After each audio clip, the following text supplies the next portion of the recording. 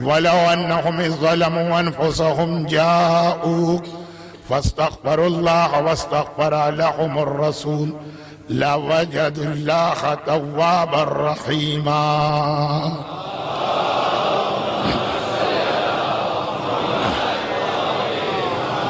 سورہ نساء کی 64ویں آیت ابتدائی 2 دن کی مجالس کا سرنامہ کلام ہے، اور پھر 65ویں آیت 64 کے فوراً بعد وہ آنے والی 2 یا 3 مجالس کا عنوان رہے گی۔ 21 محرم سے 30 محرم ہماری مجالس اسلامی کیلنڈر کے اعتبار سے رات پہلے آتی ہے، دن بعد میں۔ تو شب 21 سے بیان شروع ہوا، انشاءاللہ بشرط توفیق پروردگار 30 محرم تک یہ بیان جو جاری رہے گا۔ تو یہ 10 دن خاص ایسے کہ جس میں ہمارے چوتھے امام زین العابدین علیہ السلام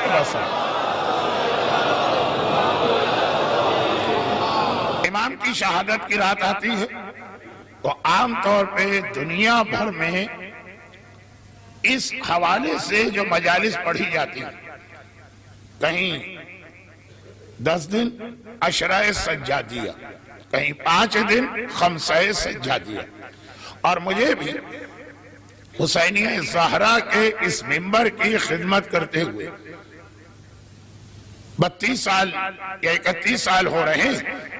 تو اس میں جب کبھی میں ان تاریخوں میں بیان کرتا ہوں تو میرا عنوان کوئی بھی ہو چوتھے امام کی سیرت کے پس منظر میں ہوتا، اور اس دفعہ تو ہم نے یہ عنوان براہ راست چوتھے امام کے حوالے سے رکھا ہے، مومن علی ابن الحسین کی نگاہ میں۔ کل ایک غلطی مجھ سے بھی ہوئی، اگرچہ وہ اتنی غلطی نہیں تھی، عذاب قبر کے عنوان کا اعلان کر دیا تھا۔ اب اس کے بعد جب مومنین کرام کی حالت میں منبر سے دیکھ رہا تھا تو میں نے سوچا کہ عنوان وہی رہے، موضوع وہی رہے، ذرا الفاظ بدل دیے جائیں، کیونکہ جس نے صحیفہ کاملہ پڑھی، جس نے چوتھے امام کی دعائے مکارم الاخلاق پڑھی، جس نے چوتھے امام کی دعائے ابو حمزہ الصومالی پڑھی، اسے پتا کہ اہل بیت کی احادیث میں چوتھے امام کی احادیث میں سب سے زیادہ عذاب قبر کے مرحلے سے ڈرایا گیا۔ تو اب چاہے ہم براہ راست یہ عنوان رکھیں، اور چاہے صحیفہ کاملہ اور مختلف احادیث کی کتابوں سے چوتھے امام کا کلام پیش کریں، بات ایک ہی جگہ جائے گی۔ مگر اس سے پہلے کہ میں اس عنوان پر براہ راست گفتگو شروع کروں، سورہ نساء کی آیت کا ترجمہ کل دعائے توسل کے حوالے سے ایک بات کی گئی تھی، جس میں بنیادی اعتبار سے تو یہ بیان کرنے کی کوشش کی گئی تھی کہ مولائے متقیان کا جو ایک فرمان مفاتیح الجنان کے آخر میں غالباً ضمیمہ نمبر 2 مفاتیح تیار ہونے کے بعد، چھپنے کے بعد، شیخ عباس قمی نے کچھ اہم دعائیں بعد میں اس میں ایڈ کی۔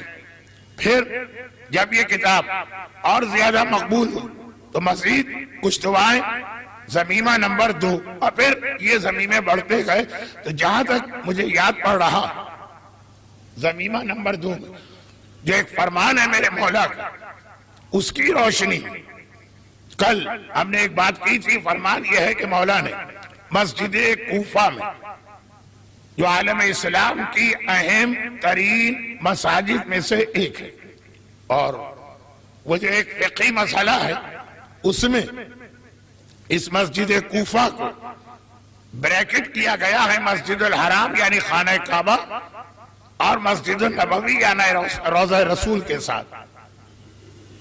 اور وہ فقہی مسئلہ کہ جب کوئی آدمی سفر اختیار کرے تو سفر کے عالم میں روزہ بھی حرام اور نماز بھی قصر، سوائے 4 جگہوں کے جہاں مسافر پر روزہ تو حرام رہے گا، وہ تو ان 4 جگہوں پہ بھی اجازت نہیں۔ اللہ کے رسول کی ایک حدیث پڑھ کے اس مسئلے کو مکمل کیا جائے۔ اللہ کے رسول نے ارشاد فرمایا کہ 3 ایسے گناہگار کہ اگر مجھے ان کی نماز جنازہ سے پہلے ان کا یہ گناہ معلوم ہو جائے تو میں ان کی نماز جنازہ بھی نہ پڑھاؤں۔ اب معلوم ہو جاؤں کا مطلب کیا ہے؟ علم رسالت نہیں، یعنی اگر ظاہری اعتبار سے ایک عام آدمی اگر ہو، اسے جس طرح سے خبر ملتی ہے اس انداز سے میرے پاس کوئی خبر آئے۔ گناہگار سیرت رسول، پیغمبر کے زمانے میں چوریاں بھی ہوئی، چور کا ہاتھ کٹتا، شرابیں بھی پی گئی، شرابی کے 80 کوڑے مارے جاتے ہیں، حرام کاری کا گناہ بھی ہوا جسے سنسار کیا جاتا۔ جب کبھی رسول کے پاس ایسا کوئی مجرم آتا ہے، علم رسالت سے رسول کو معلوم ہے کہ یہ شرابی ہے کہ نہیں، یہ چور ہے کہ نہیں، یہ وہ والا گناہ کر چکا ہے یا نہیں، لیکن چونکہ شریعت کے مسائل میں ظاہری اعتبار سے علم رسالت استعمال نہیں ہوتا تو گواہ مانگے جاتے ہیں۔ گواہ ملے تو سزا ملتی، گواہ نہ ملے تو سزا نہیں ملتی۔ یا رسول اللہ، آپ کو گواہ کی کیا ضرورت؟ گواہ ہم جیسا نادان یا ناواقف یا لا علم وہ آدمی گواہ مانگے تو سمجھ میں آتا۔ آپ کا علم ما کان و ما یکون کے حامل ہے، کیا آپ کو نہیں معلوم کہ اس نے وہ سنسار والا گناہ کیا ہے کہ نہیں کیا؟ کہا کہ نہیں۔ ظاہری اعتبار سے شریعت کا نظام ایک خاص طریقے سے چلتا، علم رسالت، علم امامت ہر جگہ استعمال نہیں ہوتا سوائے آج کی رات شب جمعہ دعا کے حوالے سے بھی بات کرنے کا حکم ہے، کیونکہ جو دعا ہفتے میں 6 دن قبول نہیں ہوتی وہ آج کی رات قبول ہوتی۔ شب جمعہ موت کو یاد کرنے کا بھی دن ہے۔ جن قبر کے جن مردوں پر عذاب بھی آ رہا آج کی رات ان کا عذاب کم ہو سکتا یا دور ہو سکتا، ان کے وارث اگر ان کے لیے کوئی نیکی بھیجے۔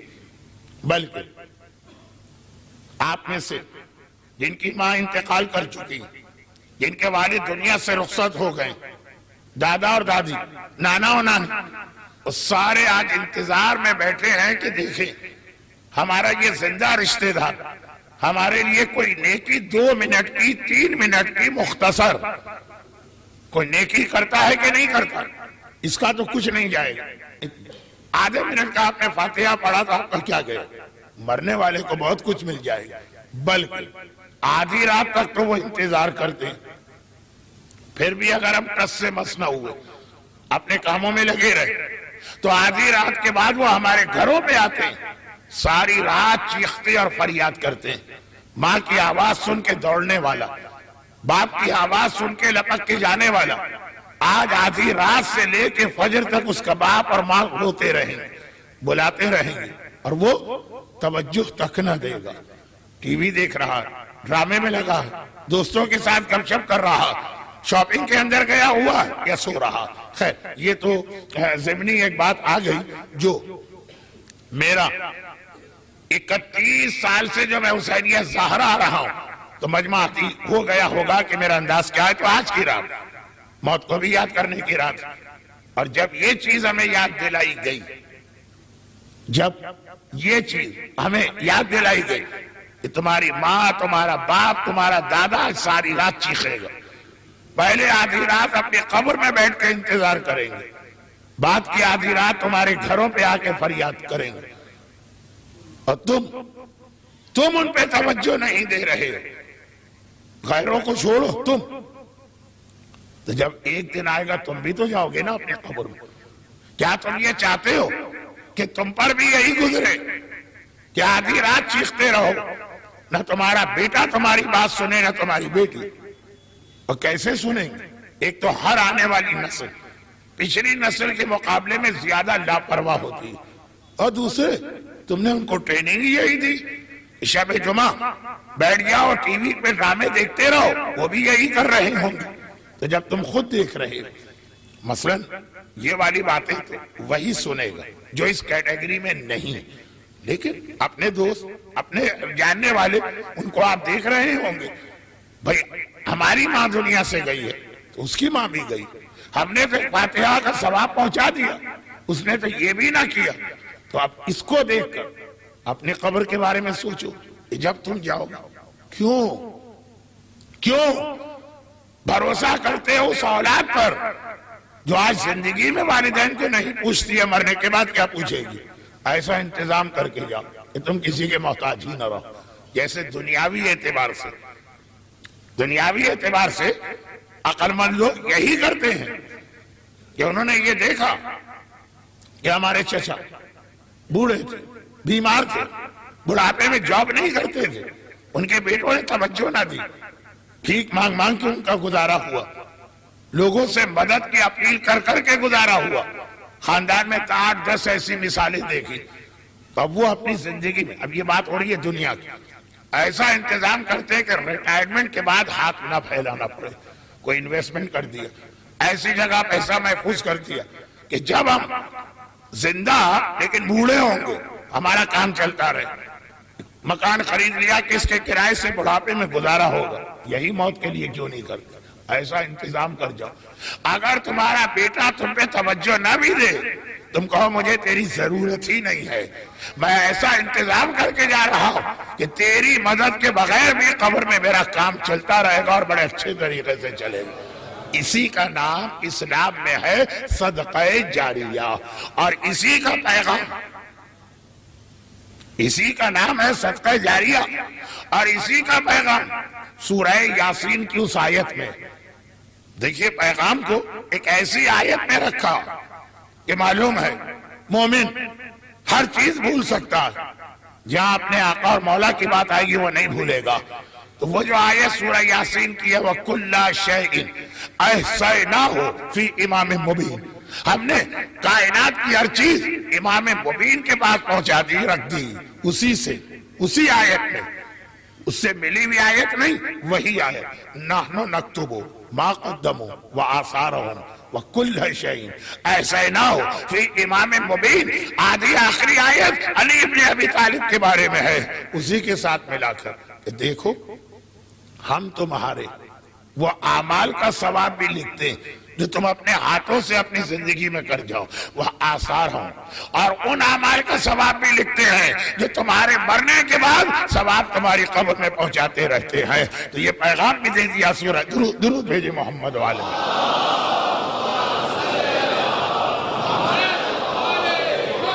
اس درود کا ایک مقصد آپ کو درود کا ثواب پہنچانا تھا، دوسرا مقصد ذرا مجمع کا جائزہ لینا تھا۔ اب مجھے محسوس ہوا کہ آج کی رات شب جمعہ، شاید مومنین ابھی بھی آ جائیں، گرچہ 15 منٹ تو مجلس شروع ہوئے ہو چکے ہیں، اور پیچھے ایسا محسوس ہو رہا کہ اب اگر مومنین آئیں گے تو ہال میں گنجائش بہت کم رہے گی، جبکہ آگے بہت جگہ خالی ہے۔ تو آپ حضرات سے مجلس میں پہلی اور آخری مرتبہ یہ گزارش کہ خود ہی آپ فیصلہ کر کے جہاں جہاں جگہ نظر آئے اس جگہ کو فل کر لیجئے، تاکہ بعد میں میرے بیان کا سلسلہ نہ کٹے، اور باقی سارے مومنین اس دوران ایک مرتبہ اور درود بھیج دیں۔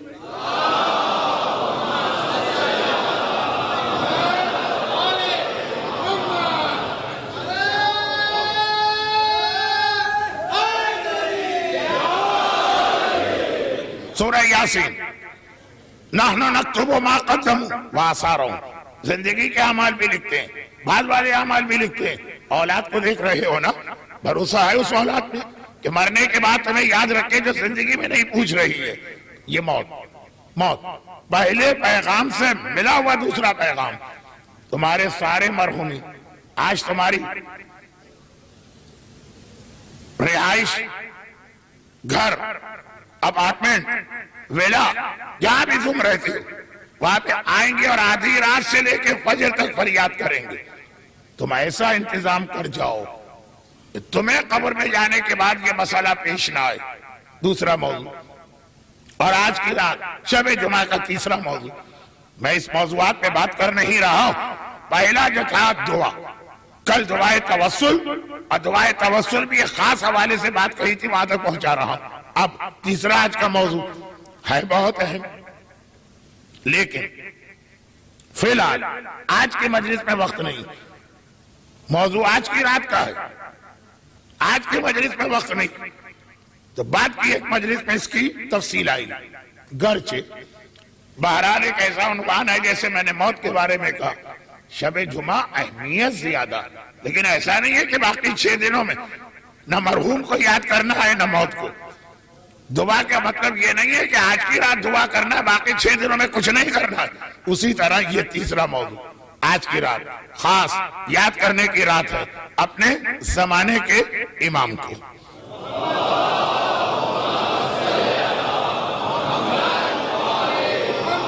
یہی وجہ ہے کہ شب جمعہ کے خطبے میں بھی میں جہاں بھی مجلس پڑھوں زمانے کے امام کا تذکرہ زیادہ کرتا ہوں.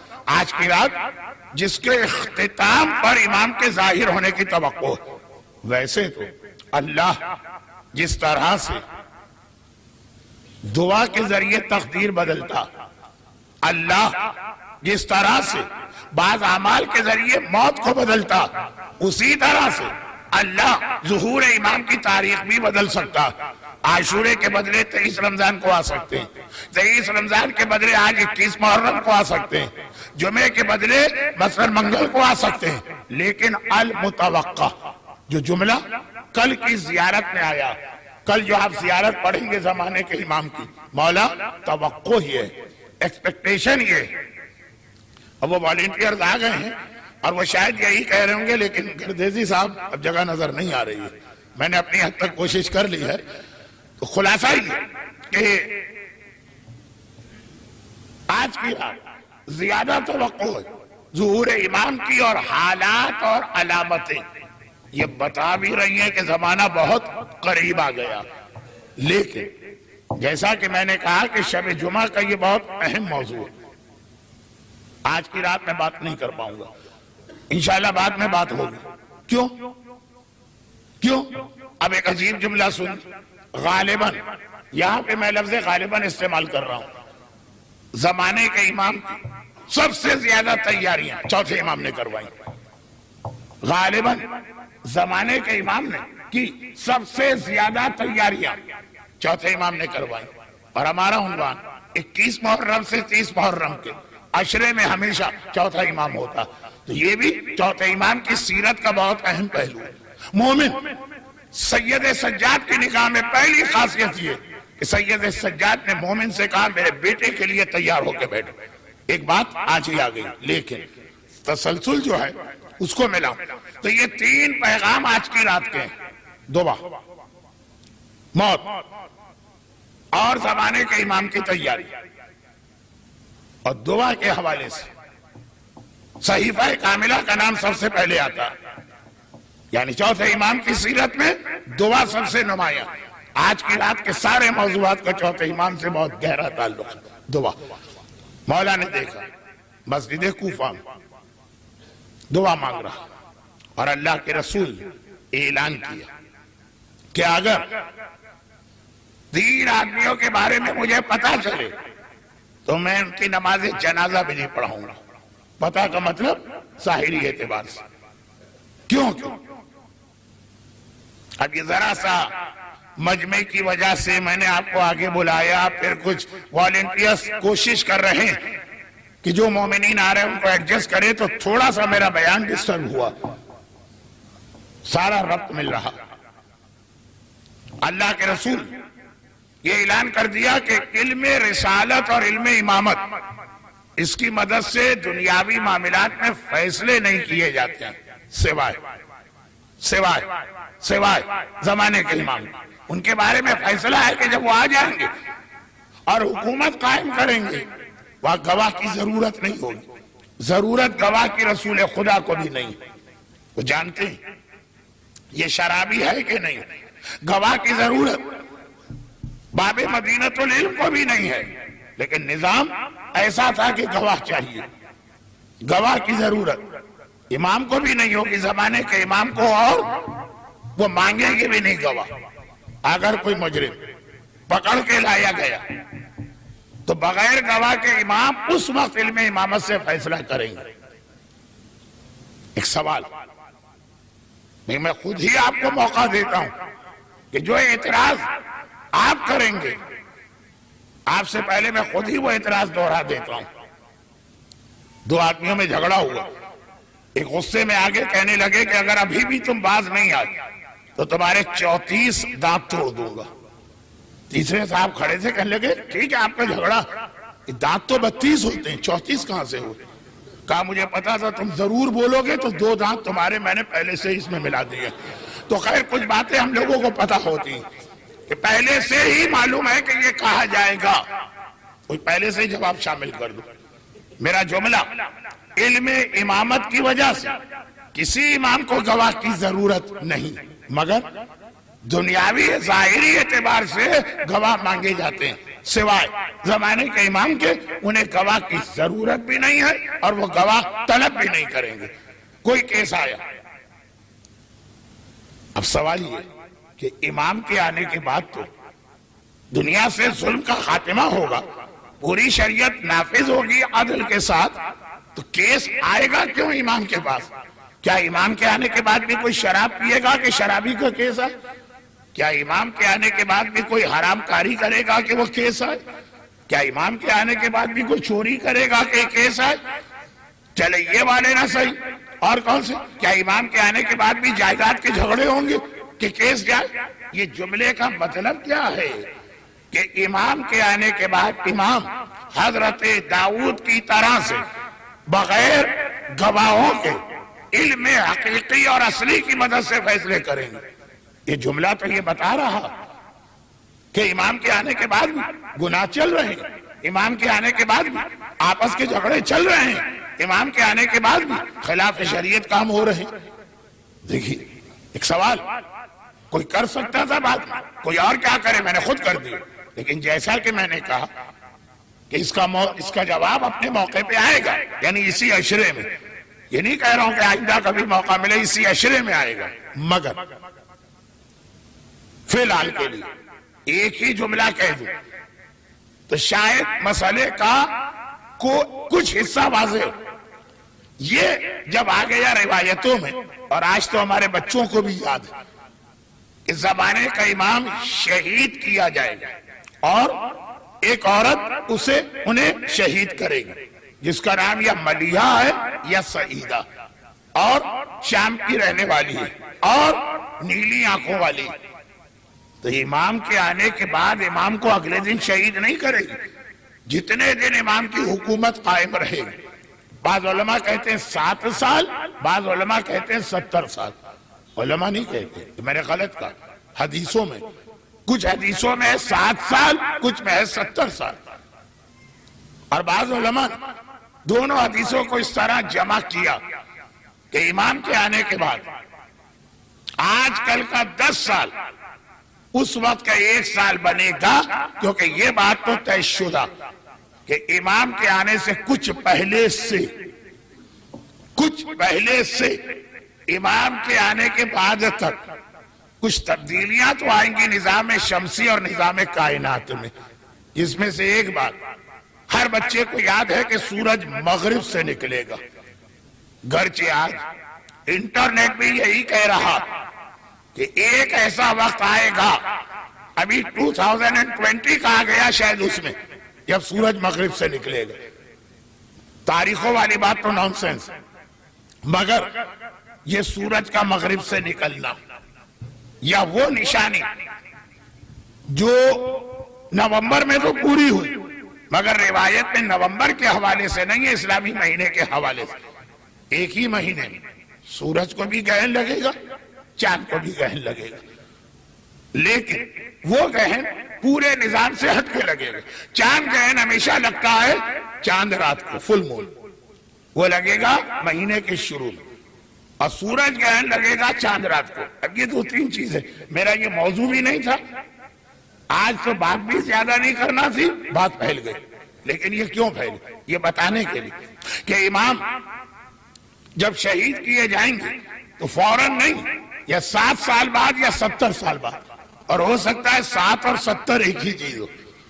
ہمارے 70 زمانے کے ساتھ ہو تو 70 سال بعد بھی، 70 سال بعد بھی ایک ملعونہ، ایک ظالمہ امام کو شہید کرے گی. یعنی امام کے آنے کے بعد بھی کچھ ظالم، کچھ قاتل، کچھ گناہگار بہرحال موجود رہیں گے. یہ بہت مختصر میں نے جواب دیا اس اعتراض کا کہ امام گواہ کا مسئلہ پیشی کیوں آیا؟ امام کے آنے کے بعد تو سارے جھگڑے ختم ہو گئے. نہیں، کچھ جھگڑالو لوگ امام کے آنے کے بعد بھی باز نہیں آئیں گے. لیکن یہ ساری وضاحتیں تھی اس ایک مسئلے کے لیے کہ اللہ کے رسول نے علم رسالت کو استعمال نہیں کیا اور کہا کہ اگر 3 گناہگار کی مجھے خبر مل جائے تو میں ان کی نماز جنازہ بھی نہ پڑھاؤں. وہ عورت جس سے اس کا شوہر ناراض ہے اور اسی حالت میں اس عورت کا انتقال ہو گیا، اس عورت کی میں نماز جنازہ بھی نہیں پڑھاؤں گا. اللہ کا رسول ایسی عورت کے جنازے پہ کھڑے ہو کر یہ دعا کرنے کو تیار نہیں. ان کانت محسنۃ فزد فی احسانہا وان کانت مسیئۃ فتجاوز عنہا. جو نماز جنازہ کی ایک دعا ہم اور آپ پڑھتے ہیں، یا اے خدا اگر یہ مرنے والی نیک ہے تو اس کے اجر میں اضافہ کر، اور اگر یہ گناہگار ہے تو اس کے گناہ کو معاف کر دے. نہیں، شوہر اگر ناراض، البتہ اگر اس لیے ناراض ہے کہ تم حجاب کیوں کرتی ہو تو بھلے ناراض رہے، جہنم میں جائے گئی. اگر اس لیے ناراض ہے کہ تم اپنے والدین سے کیوں ملتی ہو جو احترام والدین واجب، اس کی بات نہیں ہو رہی. دوسرا، اگر مجھے خبر ملے کہ کسی کی حیثیت تھی اور پھر بھی اس نے قرضہ ادا نہ کیا اور مر گیا، میں اس کی نماز جنازہ بھی نہیں پڑھاؤں گا. اور اگر آپ کے ذہن میں جو تیسری بات آ رہی ہے، اگر آپ پاکستان کے ہیں تو وہ غلط ہے. پاکستان کے حوالے سے اگر کوئی بیٹھا ہو اس مجمع میں تو وہاں تیسری بات آتی ہے اگر کوئی خودکشی کرے. نہیں، وہ نہیں. اگر کوئی سفر میں روزہ رکھے اور مجھے پتا چل گیا کہ یہ ایسا گناہگار ہے جو حالت سفر میں روزہ رکھا کرتا تھا، میں اس کی نماز جنازہ بھی نہیں پڑھاؤں گا. روایت کتنی سٹرونگ ہے. مگر مسجد کوفہ میں مسافر کو نماز پوری پڑھنے کی اجازت ہے. یہ وہ مسئلہ جس میں مسجد کوفہ بہن بنی خانہ کعبہ کی، جس میں مسجد کوفہ بہن بنی روضہ رسول کی، اور اس مسجد کوفہ جیسی اہم جگہ پر غیبت میں سب سے زیادہ زمانے کے امام کو جہاں دیکھا گیا ہے وہ مسجد کوفہ سب سے زیادہ.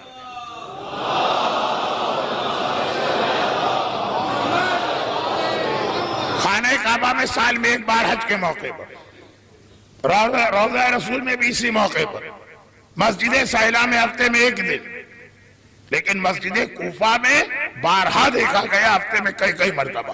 یہ امام کا ہیڈ کوارٹر.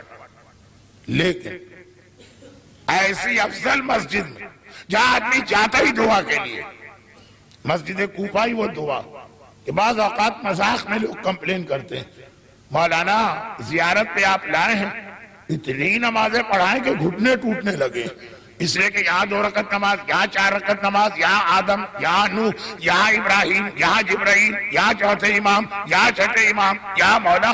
مسجد کوفہ ہے عبادت کی جگہ. لیکن مولانا ایک مومن کو دیکھ لیا کہ وہ روزانہ مسجد میں آتا ہے، بڑی لمبی دعائیں پڑھ کے جاتا ہے، بڑی لمبی دعائیں. یہ مفاتیح الجناح کی روایت پڑھ رہا ہوں. 1 دن 2 دن 8 دن 10 دن، ایک دن مولا نے اس کو روک لیا، کہا کہ یہ بتا تیرا کیا خیال ہے، جو خدا یہ تیری اتنی لمبی دعاؤں کو سنتا، کیا وہی خدا تیری مختصر سی دعا کو نہیں سن سکتا؟ اتنی لمبی لمبی دعائیں روزانہ پڑھنے کی کیا ضرورت ہے؟ یہ وہ کہہ رہا ہے جس نے دنیا کو دعا کرنا سکھایا. اس کی دعائیں کمیل آج بھی ایک شاہکار دعا ہے، ساری دنیا کے سامنے پیش کرے.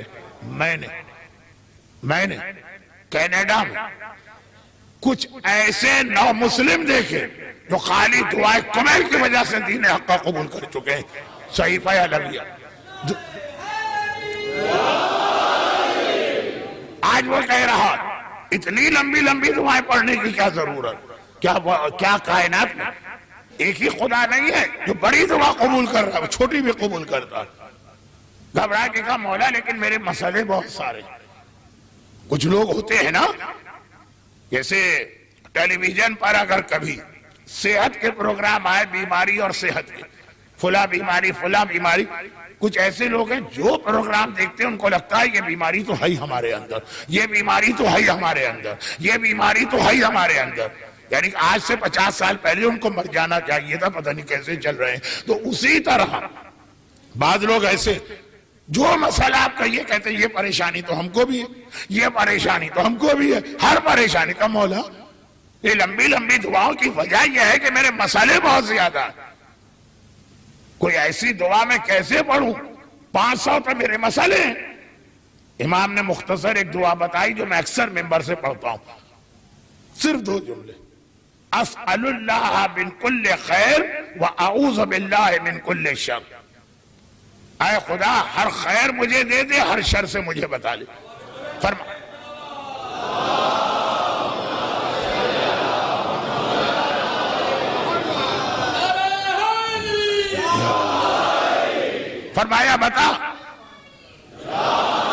فرمایا بتا تیرے 500 مسئلوں میں کون سا ہے جو اس دعا سے باہر چلا گیا؟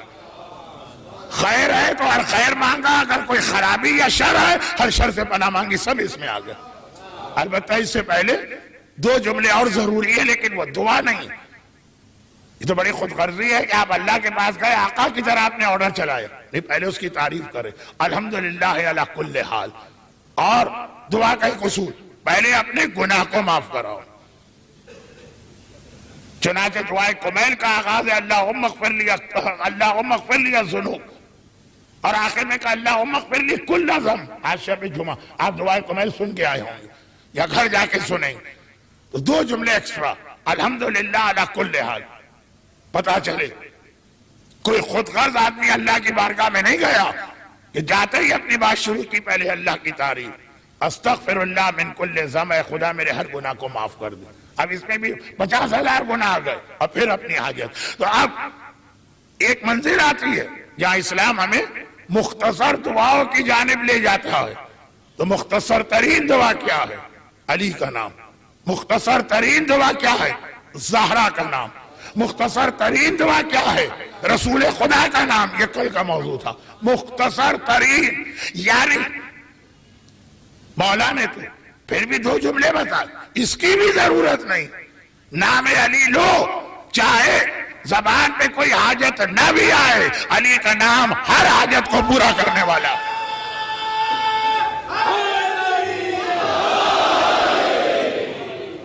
کل اس حوالے سے میں نے گفتگو کی تھی، اور آخر میں چونکہ وقت کم رہ گیا تھا تو دعائے توسل میں بات کو بہت جلدی میں نے سمیٹ دیا. اب یہ آج کا شب جمعہ کا اپنا موضوع بھی 35 منٹ میں کل کے موضوع سے اگر ذرا دور رہا تو یہ آج کی رات کا موضوع ہے. لیکن اب آئیے، کہ ہر مومن ایک نام کافی ہے علی کا یا ایک نام کافی ہے زہرا کا؟ زہرا کے نام کو بھی معمولی نہ سمجھیے، یہ کائنات کا پاس ورڈ ہے، یہ کائنات کا اسم اعظم ہے.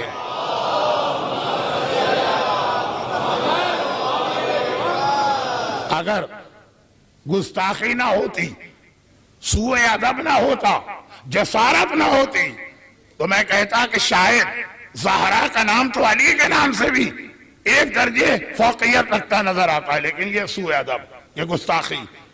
یہ جملہ جو میں کہہ دیتا، کیوں کہتا؟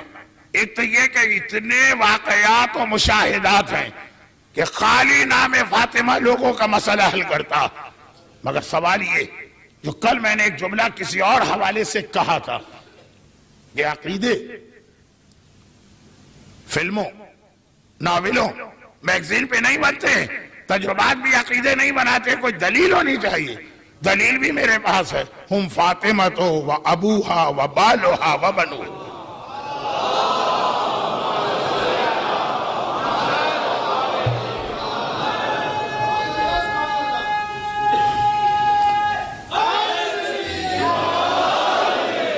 تو نام سیدہ بھی کائنات کا بہت اہم نام، بہت اہم نام۔ اور لیکن کسی بھی مومن سے یہ پوچھئے کہ تمہاری زیارات کے حوالے سے سب سے بڑی تمنا کیا؟ کربلا، کربلا اور کربلا۔ زائرین، خاص طور پہ 40 کے زائرین تیاری کر رہے ہیں، سب سے بڑی تمنا ہوتی ہے کربلا۔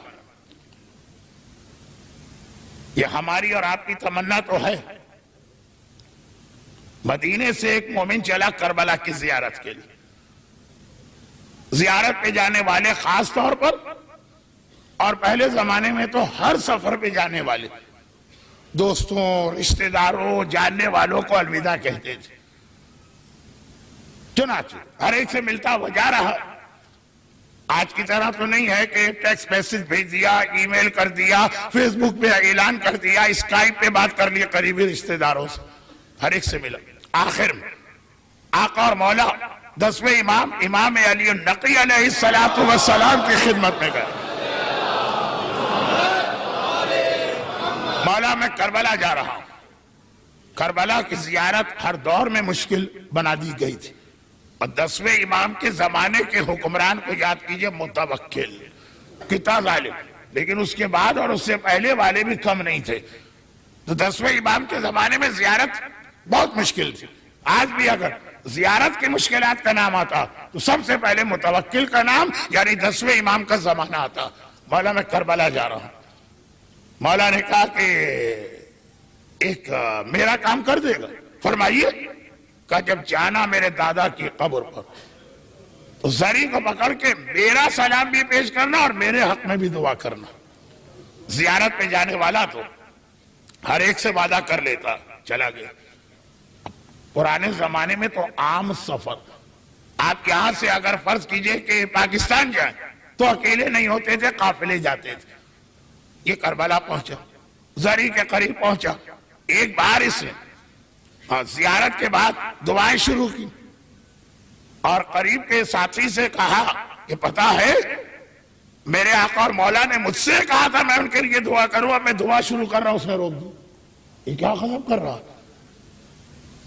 ہمارا عقیدہ اولنا محمد، اوسطنا محمد، آخرنا محمد، کلنا محمد۔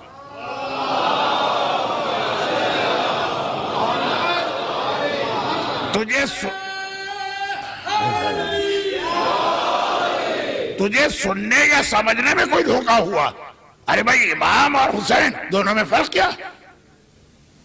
ایک ہی نور کے ٹکڑے ہیں نا، کچھ اور کہا ہوگا امام نے۔ امام تو خود حسین، 10ویں امام تو خود حسین، حسین تو خود 10ویں امام ہیں، ان کے حق میں یہاں دعا۔ اس نے کہا ہاں بات تو صحیح ہے، لیکن مجھے یاد ہے کہ امام نے یہ کہا تھا۔ کہا لیکن نہیں، یقیناً تجھے دھوکہ ہوا۔ اب جب یہ سفر زیارت مکمل کر کے آئے اور جا کے کہا کہ یا میرے 10ویں امام، میں تو چکرا کے رہ گیا، آپ کے حق میں کیا دعا کروں؟ آپ تو خود حسین ہیں، جہاں پہ آپ بیٹھیں گے آپ کا وہی رتبہ ہے۔ کہا یہ بتا، کعبے کا رتبہ زیادہ ہے یا میرے جد رسول خدا کا؟ کہا رسول کا رتبہ زیادہ۔ کہا پھر بھی رسول کعبے کا پردہ پکڑ کے کیا دعا نہیں کرتے تھے؟ ہاں کرتے تو تھے۔ کہا وہ کعبے کی اہمیت بتانے کے لیے مجھے دنیا کو بتانا ہے، میرے دادا حسین کی عظمت کو پہچانو، امامت بھی ان سے دعا مانگتی ہے، تو تم لوگ کیا ہو؟ امامت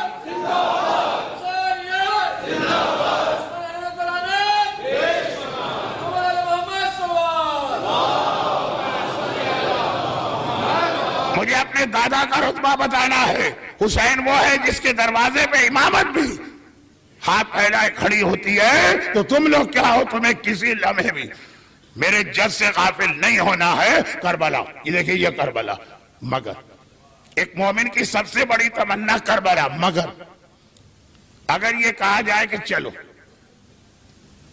ہم تمہیں 14 معصومی کے روزے کی زیارت کرا رہے ہیں، 14ویں معصوم کے لیے مثلا سرداب مقدس، الفاظ نہ پکڑیے گا، مجھے خود بھی پتا ہے کہاں پکڑ ہو سکتی ہے تو پہلے وضاحت کر دیتا ہوں۔ 14 معصومین کے روزے، آپ کہیں گے نہیں کربلا سب سے اہم ہے، کربلا سب سے بڑا ہے، وہ کربلا کی زیارت کر لی، اب اور کوئی زیارت نہیں چاہیے، ممکن ہی نہیں۔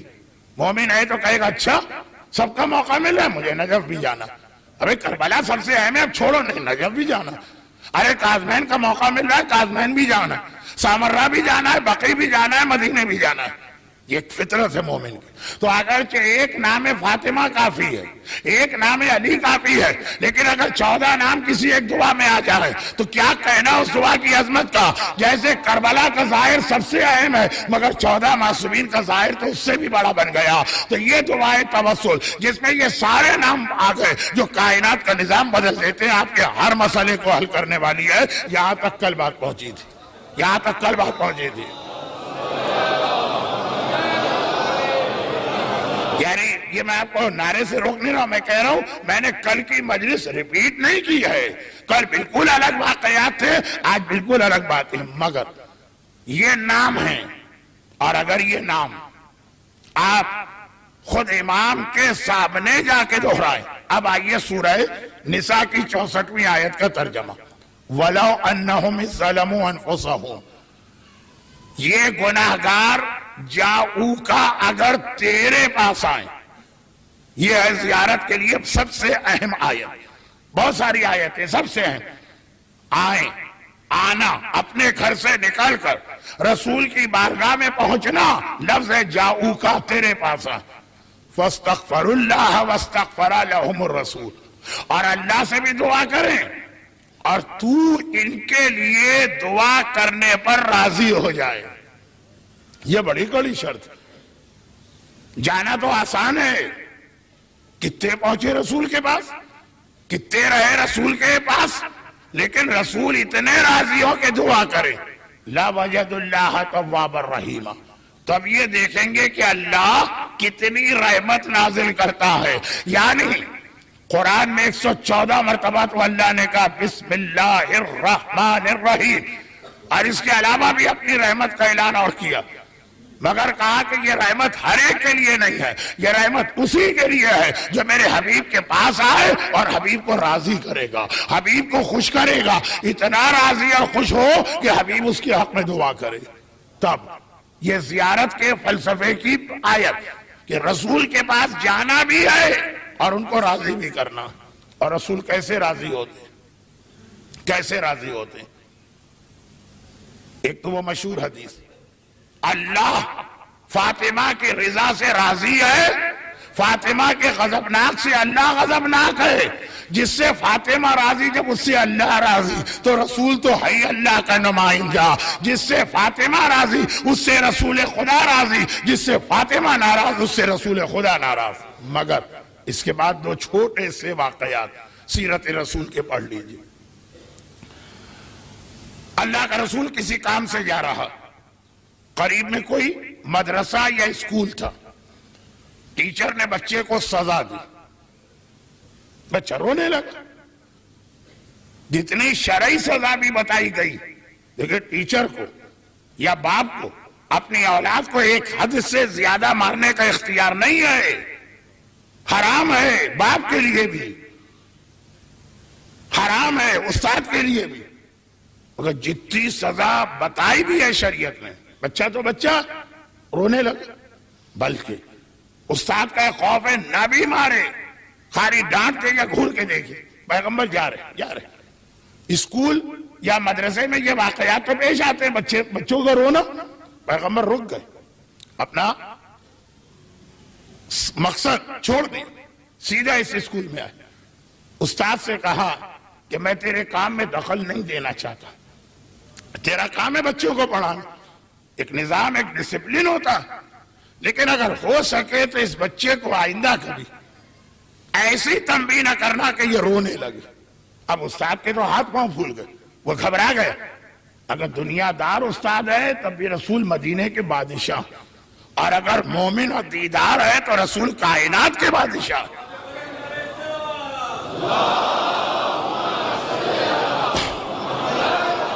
گھبرا گیا. یا رسول اللہ مجھے نہیں معلوم تھا کہ اس بچے کا آپ سے کوئی رشتہ. اب تو میں اس کا انتہائی احترام کروں گا اور اس پر کبھی کوئی ایسی سزا نہیں دوں گا. نہیں، پیغمبر نے کہا یہ میری امتی کا بیٹا ہے، بس یہ رشتہ. یعنی اب الفاظ میرے ہیں تاکہ کہیں شان رسالت میں گستاخی نہ ہو. کوئی اس سے میرا خونی رشتہ، کوئی خاندانی رشتہ، کوئی قوم کا رشتہ، ایسا کچھ نہیں. تو کہا یا رسول اللہ بچے تو مدرسے میں اسکول میں روتے ہی رہتے، اس بچے کی خاطر آپ نے اپنا راستہ چھوڑ کے، اپنا مقصد چھوڑ کے ادھر آئے کیوں آخر؟ کہا کہ اس کی آواز میرے حسین کی آواز سے بہت ملتی ہے. جب یہ روتا ہے تو مجھے ایسا لگتا ہے میرا حسین رو رہا، اور حسین کا رونا میرا کلیجہ ٹکڑے ٹکڑے کر دیتا. قرآن کی شرط ہے رسول کو راضی کرو. اب رسول دیکھیے، اب میں نے شہزادی کا تو ایک ہی جملے میں ذکر کر کے آگے بڑھ گیا کہ وہ ہر ایک کو یاد ہے. ایک بات. دوسری بات، لوگوں نے اس وقت یہ سوال کیا جب کربلا کے واقعے میں 55 سال باقی تھے. کسی کو پتہ ہی نہیں تھا کربلا میں کیا ہوگا، کون حسین کا ساتھ دے گا، کون حسین کو چھوڑے گا.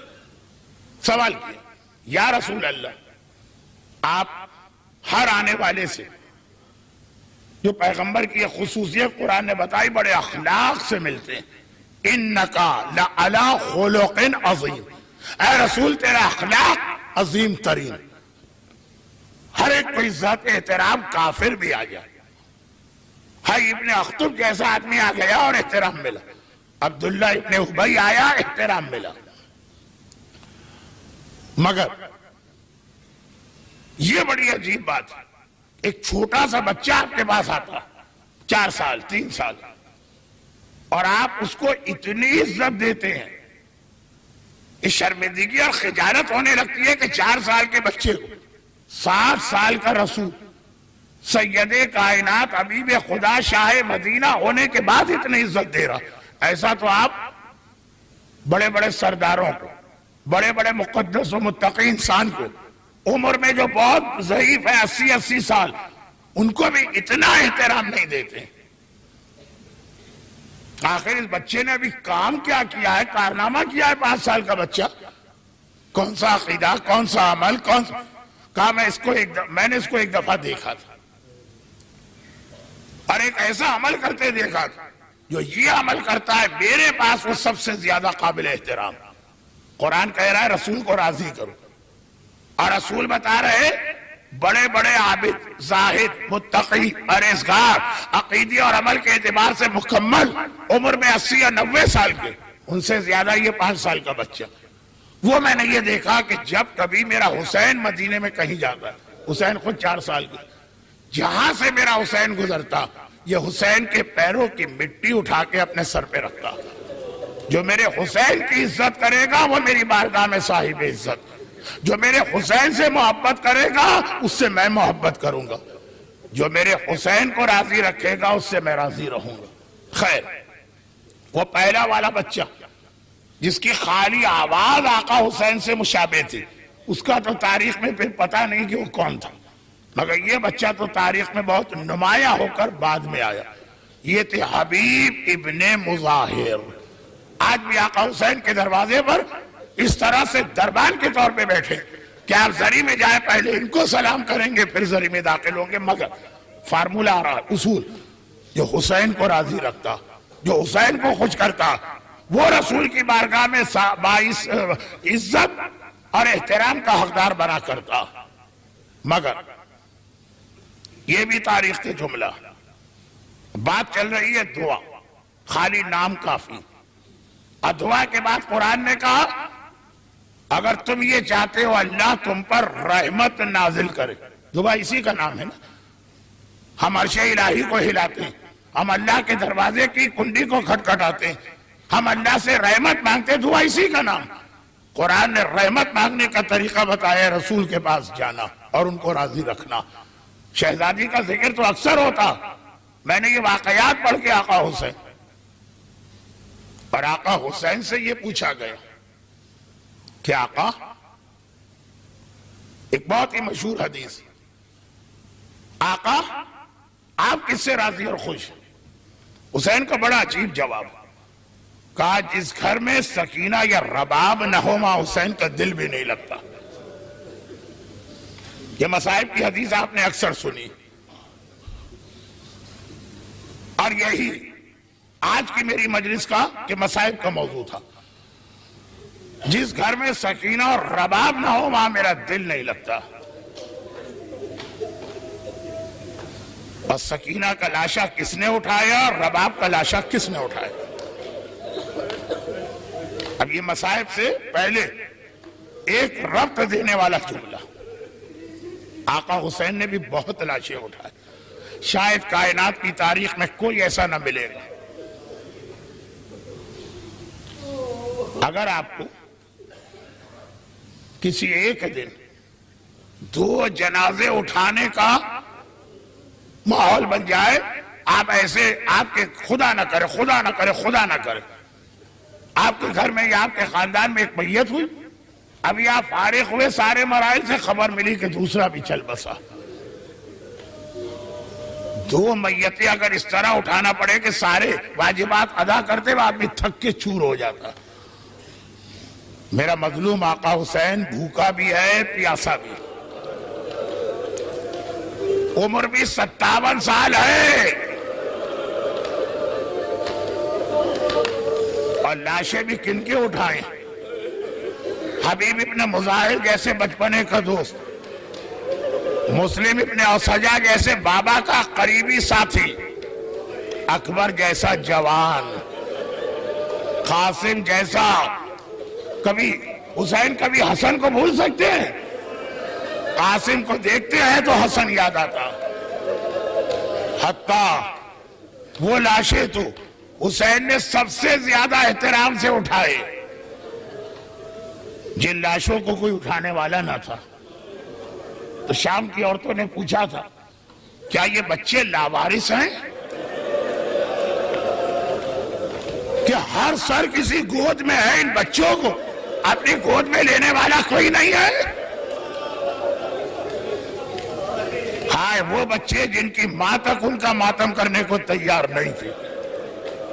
آن اور محمد سب سے زیادہ احترام سے یہ لاشیں حسین نے اٹھائے۔ اور جب شام میں شامی عورتیں آئیں، دیکھا اکبر کا لاشا تو لیلا کی گود میں، اکبر کا کٹا سر، قاسم کا کٹا سر تو فروا کی گود میں، عباس کا کٹا سر ام کلثوم نے آگے بڑھ کے لیا۔